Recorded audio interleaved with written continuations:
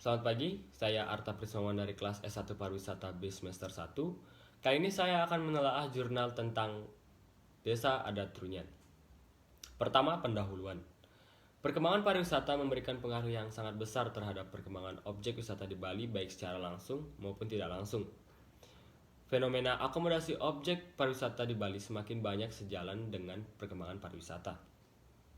Dalam tingkat dasar, objek wisata yang awalnya hanya dikunjungi oleh wisatawan lokal, kini mampu mendatangkan wisatawan mancanegara yang berdampak pada perkembangan ekonomi pariwisata di Bali. Yang kedua, metode penelitian. Penelitian objek wisata Desa Adat Trunyan menggunakan metode penelitian secara langsung dan kualitatif. Penelitian ini berfokus pada pemahaman objek wisata yang akan dikunjungi oleh wisatawan. Dalam proses pembuatan artikel ini menggunakan alat bantu berupa laptop dan handphone. Data dikumpulkan dengan cara membaca dan menganalisa beberapa artikel lain, lalu disesuaikan dengan model artikel yang akan dibuat. Yang ketiga, kerangka teori komodifikasi. Kerangka teori komodifikasi adalah proses yang erat dikaitkan dengan kapitalisme di mana objek, kualitas, dan tanda-tanda diubah menjadi komoditas. Komodifikasi adalah proses yang diasosiasikan dengan kapitalisme di mana objek, kualitas dan tanda dijadikan sebagai komoditas yang tujuan utamanya adalah untuk dijual di pasar. Selanjutnya untuk sejarah singkat Desa Adat Trunyan akan dilanjutkan oleh rekan saya. Terima kasih. Perkenalkan, nama saya Igede Arya Surya Dharma.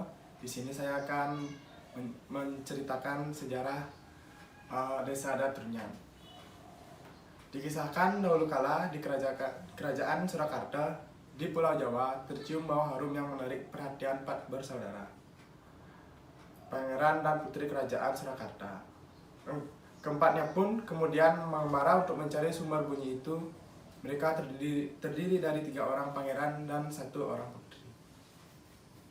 Di tengah perjalanan, yakni di sebelah selatan kaki Gunung Batur, sang putri bungsu tertarik dengan tempat tersebut dan memutuskan untuk tinggal di sana. Keinginan itu pun disetujui oleh kakak-kakaknya. Selanjutnya, sang putri pindah ke lereng Gunung Batur sebelah timur dan memiliki gelar Ratu Ayu Mas Marketok. Ketiga pangeran pun melanjutkan perjalanan, kemudian saat tiba di dataran bernama Kedisan, mereka mendengar suara burung yang sangat merdu. Mendengar suara burung ini, pangeran ketiga merasa senang dan berteriak kegirangan. Hal ini ternyata tidak disukai oleh pangeran pertama, maka diperintahkannya pangeran ketiga untuk berdiam diri di tempat tersebut.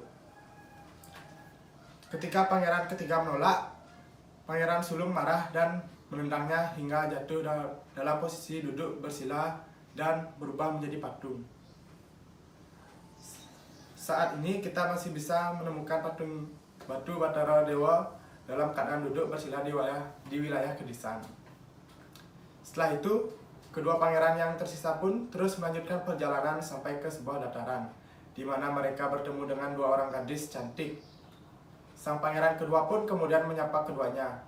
Melihat hal ini, Pangeran Sulung kembali marah dan memerintahkannya untuk tinggal di tempat itu.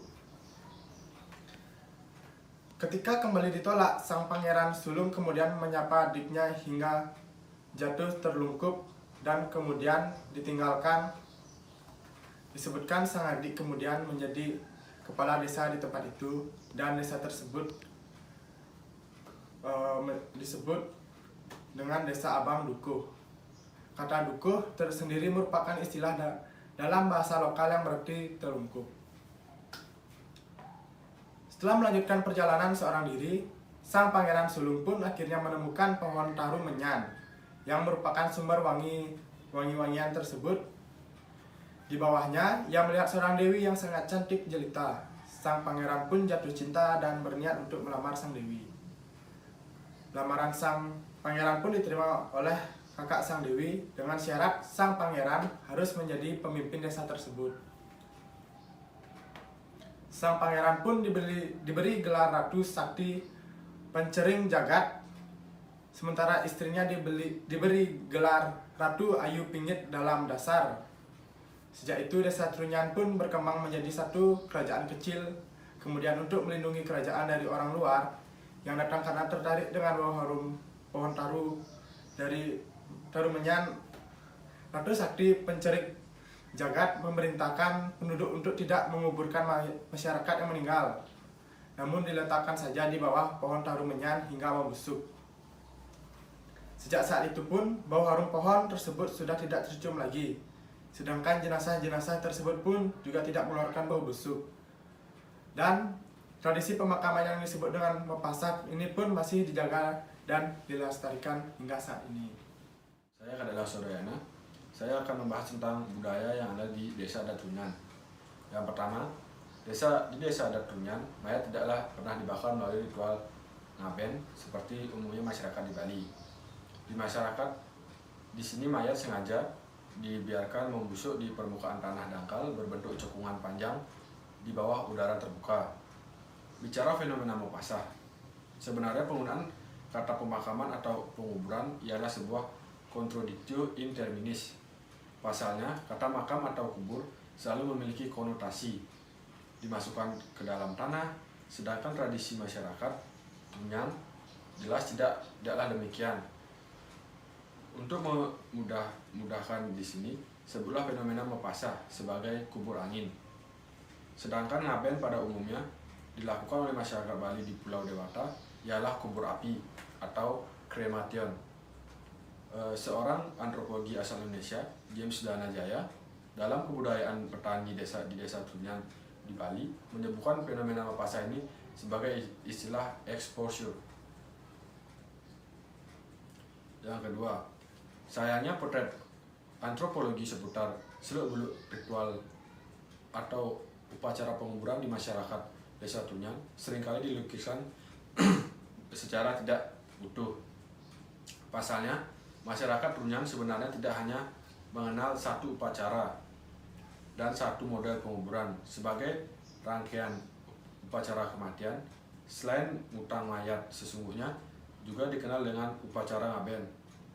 Hanya saja ngaben atau pengabenan di desa di desa sini dipraktikkan secara berbeda dengan biasanya dilakukan masyarakat Hindu Bali.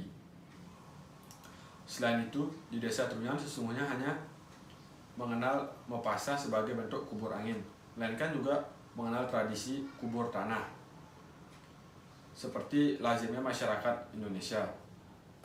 Lokasi Desa Trunyan. Untuk menuju Desa Adat Trunyan, kita harus melalui dermaga tepi danau Batur, Desa Kedisan Kintamani. Jarak tempuh perjalanan dari bandara ke dermaga Kedisan Bangli sekitar 75 km. Objek wisata kuburan Desa Trunyan menjadi salah satu yang populer di Kabupaten Bangli, Provinsi Bali. Jika Anda berencana tur di Bali dan mengandengkan kunjungan ke Desa Trunyan, Anda butuh reservasi kapal atau perahu lebih awal karena sewaktu-waktu bisa penuh, apalagi saat liburan hari raya. Jangan sia-siakan waktu libur Anda sebelum semuanya disiapkan dengan baik, termasuk tiket penerbangan ke kuburan Desa Trunyan.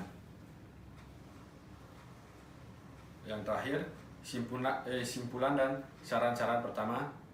Simpulan dari kelompok kami adalah harusnya lokasi objek wisata Trunyan ini lebih ditunjukkan kepada masyarakat maupun pengunjung yang baru mau mengunjungi destinasi wisata di Bali. Contohnya, dengan beberapa view dari lokasi tersebut bisa dicantumkan pada artikel di objek wisata Trunyan agar pengunjung lebih tertarik mendatangi objek wisata ini.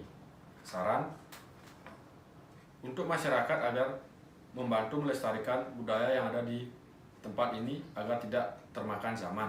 Sekian dari kelompok kami ucapkan terima kasih.